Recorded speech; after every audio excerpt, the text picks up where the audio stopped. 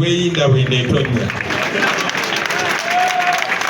tubadde tujjaawo nembuuzawo nobusenyonyi nti owaayi ero kubyokusonda sente ate nga wambangi nnyo nemunyongera amaanyi kansubire amaanyi ageraganabaa bannange mwenna abali wano n'abatulaba mu Uganda n'okutuula ensi yonna munzikirize mbeebaze mwebale nnyo mwebalire ddala obuwagizi mwebale kutegeera mulama gwe tuliko mwebale kugwenyigiramu naye okusingira ddala njagala okwebaza mu ngeri enjawulo mwenna abatuyambye nga mukontributi nga mukwata mu nsawo zammwe okutambuza bino byonna bye tutambuza mwebale nnyo mwebalire ddala nja kusooka okwebaza bakulembeze bannaffe ababaka ba palamenti bamayors bakansalas n'abalala mwebale nnyo mwebalire ddala kwata mu nsawo yammwe oba kukkiriza nsawo yammwe neyeekwatamu lwaki njogera bwe ntyo kuba eyo yali nkola ya kibiina naye mwebale kubeera consistent kubanga muli mu palamenti kubanga muli mu offisi ezo tusobodde okuŋŋanya ssente nga ssente ezo zezimu kuzitusobozeseza n'okubeera wano nga maka gaffe tetupangisaawo mwebale nnyo mwebalire ddala mutusobozeseza okutuuka ku bingi nnyo baganda bange obadde busobozi bwammwe na membership yammwe na bukulembeze bwammwe njagala okwebaza ne bannaffe bonna abali mu diaspora mwenna oba osonda $1 oba osonda $5 oba osonda nusu $1,000 mwebale nnyo mwebalire ddala tulina abantu bangi abamu abatugana n'okwogera amannya gaabwe naye n'abalala kumwe mutambula n'oleeta $1,000 mu bbaasa n'obuleeta $5,000 waliwo n'abeetema ssente ze baleeta buli mwezi okulaba nga basobozesa emirimu gino ogenda mu maaso mwebale nnyo tufubye okumakinga sure nti ssente ezo zikola si byakakati byokka naye n'ebyolubeerera tufubye okulaba nga ssente ezo zikola ebinaabaweza ekitiibwa nga bwe mbagambye ezo zitusobozeseza okubeera wano okola developments seno yokka naye n'endala ze munaaba mulaba gye bugenda mu maaso mwebale nnyo mwebalire ddala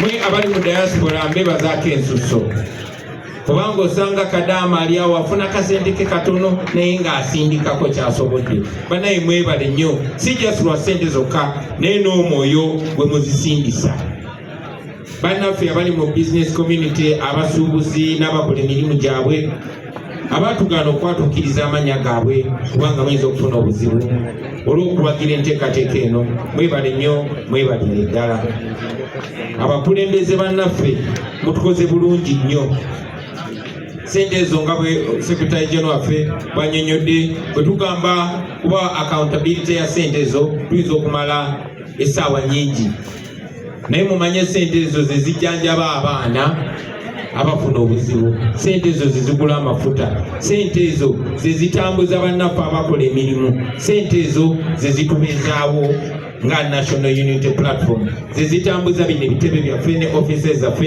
ezeetolodde eggwanga lyonna naye ku mulundi guno ate tuzeetaaga ak'enjawulo tutya baganda bange mwenna sekretary general nkoze bulungi omulimu gwange agugonzezaamu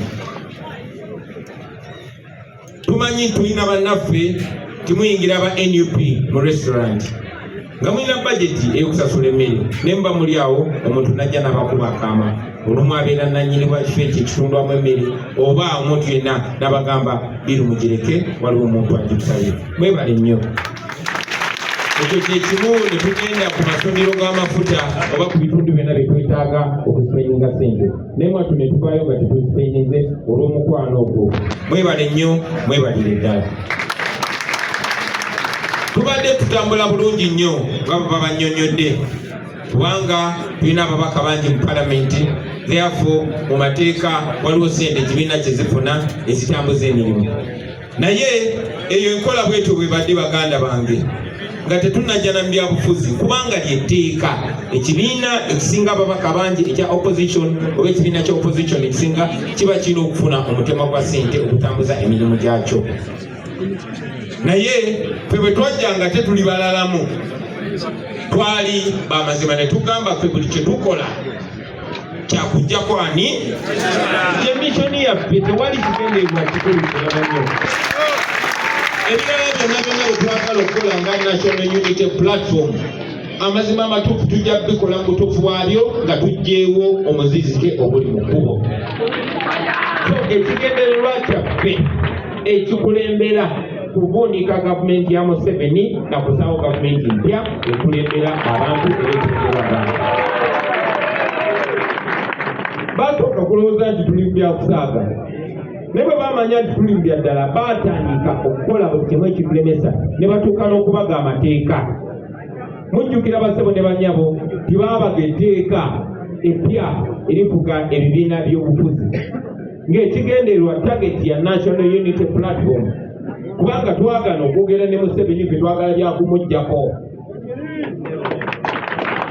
Ne bagamba tukoze ttya ne baleeta etteeka eryo nga ligenderedde kutukamula kutulemesa ku receiving sente ze tubadde tureceiving amateeka kuba baalaba nga twakajja balaba ekitebe ate kibalabisa bulabisa ate balaba n'entambula zetambulamu nebyejalisiira mwena mujjukira etteeka eryakafuluma era Museveni yakasanyingako nga ligenderedde kutulemesa kufuna sente kuba bagamba betwogera nabo kuba tulina n'abagavumenti omu naye nga boogera naffe nga bagamba omusajja ali eri ekyanga agamba gavumenti eyinza kuba nga tefasiliteeti ng'ogenda kwayo. So bamanya nti ebyaffe byakujjako Museveni ne basala amagezi gonna agatulemesa okuba ne ssente awo basobole otulemesa okujjako Museveni. Era etteeka eryo lyayita era kwe kwesanga nga tuli mbeera bwetu.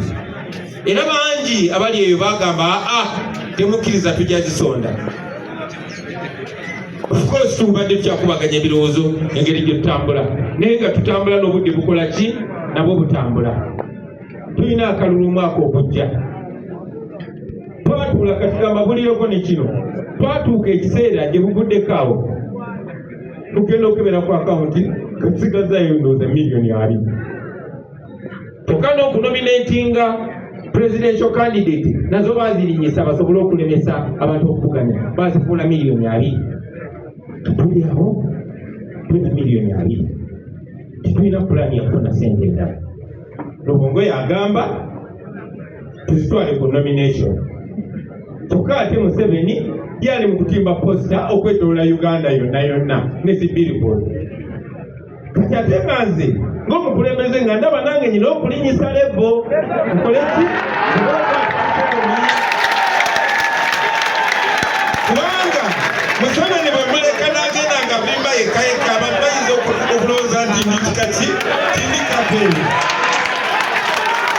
bayinza okulowooza nti tumulese agende bugenzi maaso.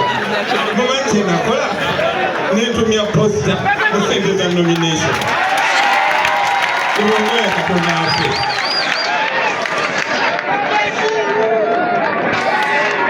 Era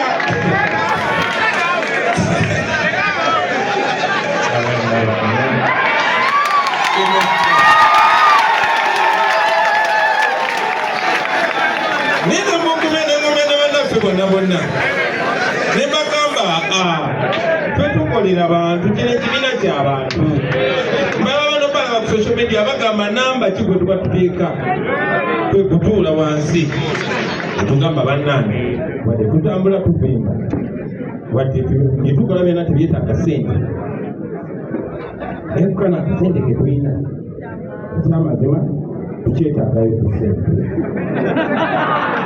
era ne bakkiriziganya naffe era ne tukkiriziganya tukola ki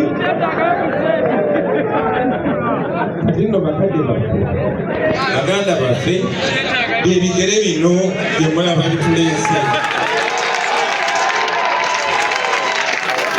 basabasente musanyuka busanyukira omwire ekibasanyusa ekirala basaba sente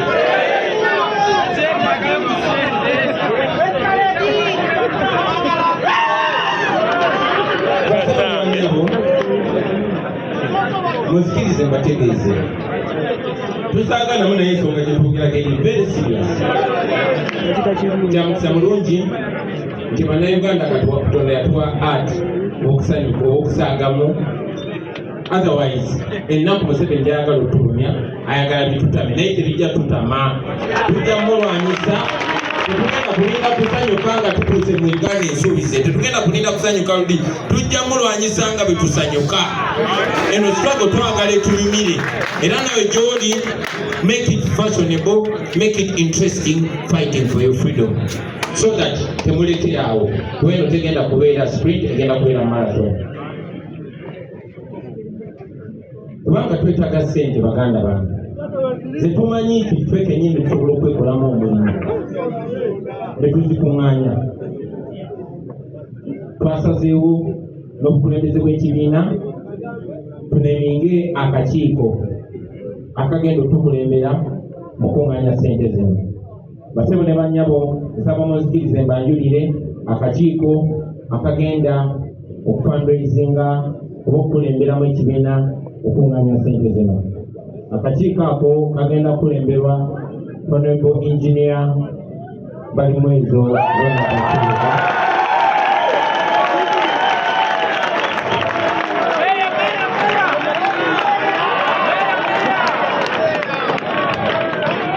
agenda okumyuka chairperson w'akakiiko ako agenda kubeera omukyala gwe bayita Fatuma Kasim Hajat. Era omuwandiika w'akakiiko ako ajja kubeera Honorable Nakimwero Christine Kaya. Abo tebagenda otukulembera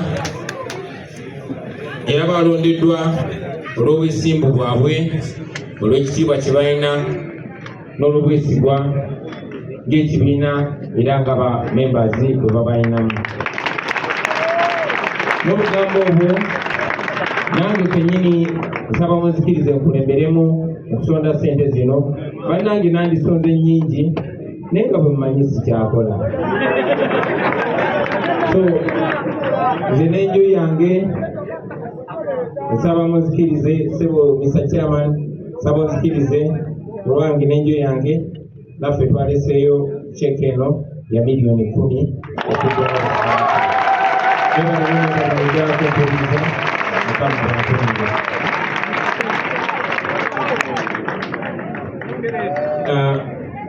allow me very briefly to translate what I just said in English. Ladies and gentlemen, we appreciate all of you members for the constant support. Most importantly, our leaders, members of parliament, mayors, and leaders in different capacities. Thank you very much for the continued support. It's because of your dedication and steadfastness that we are here and we intend to go even further. We thank the business community, comrades in the diaspora, all of you, those that sponsor us, that support us privately and secretly, and those of you that support us openly. Those of you who support us with money and other things, we appreciate. Our Secretary General has ably made it clear what we need the money for. But I must add that in the past months and few years, we were receiving funding as per the law. But as you know, the new law that was passed was targeting the NUP, because they know that the money we receive from Parliament is not just for us to enjoy ourselves, but it is to facilitate the downfall of this criminal regime. Now that propelled them to enact a law to block that funding from us, primarily because we reject any collaboration or interaction with the dictator, especially an interaction that's not on principle. Ladies and gentlemen, with that we've had voices from all of you encouraging us and promising us that you will stand with the efforts of the NUP in all ways, including financially. Recently, we realized that we did not have enough money, and yet we were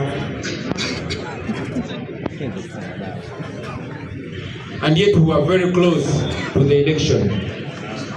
That got us worried, because we know that there are many efforts to block us. We are not sure of the next day, and yet we have support from the population which can guarantee our continued efforts. Therefore, we as a National Unity Platform come to you because we always look back to you, the people. We are launching the fundraising drive to help us go comfortably, facilitated into the 2026 protest vote. So I hereby introduce the fundraising committee to you. The fundraising committee is going to be headed by none other than Honorable Engineer Ronald Balimwezo Nsuluga. He's going to be deputized by Hajati Kasim Fatuma, and the secretary will be the Honorable Kaya Christine Nachimwero. And I also will launch the fundraising drive with 10 million shillings on behalf of me and my family.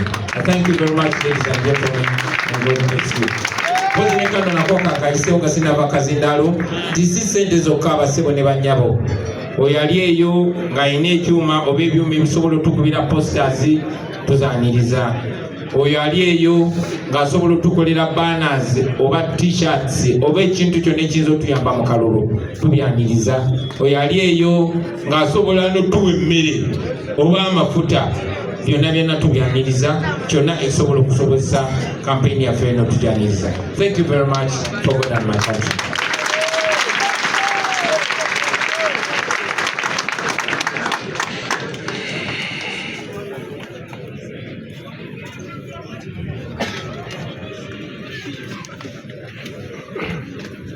So the president is receiving a certificate of 5-star for having even the pattern contributed 10 million shillings.